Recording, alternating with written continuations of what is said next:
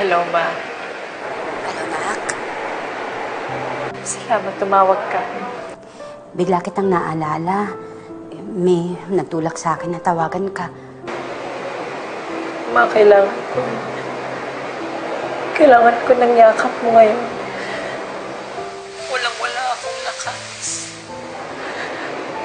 Ang bigat-bigat ng loob ko, Ma. Oo, anak. Naikwento sa akin ni April ang nangyayari sa'yo. Kung nandyan nga lang ako nang mayakap naman kita, maibsan ng konti ang kalungkutang nararamdaman mo, pero paano ba? Ang hirap ng sitwasyon natin, anak. Ma, pasensya na kung ganito yung sitwasyon natin, kung ganito yung setup natin at kailangan natin magtiis ng ganito. Pero kung may paraan lang, gagawin ko naman. Alam niyo naman na kayo ni Ate Ito lang gusto ko makasama. Tuwing gigising ako ng umaga, gusto ko kayo yung nakikita ko. Sa bawat tagumpay ko, Ma, gusto ko nandyan kayo. At sa mga panahon na kailangan ko kayo, tulad ngayon,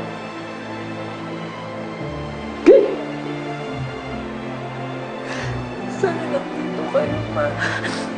Kailangan nating magtiis para makasiguro tayong hindi na maghihiwalay pa ulit. Ganito, tandaan mo ha, kahit hindi mo ako kasama araw-araw, kasama mo ang pagmamahal ko dyan sa puso mo. Alam ko, naniniwala ako na malalampasan mo ang lahat ng nangyayaring pagsubok sa buhay mo kasi kilala kita. Hindi ka sumusuko, anak. Matapang ka. Ikaw pa rin ang anak kong si Joey na lumalaban, tumatayo sa bawat pagkakadapa. Ikaw pa rin yan, anak. Andito lang ang mama. Tandaan mo,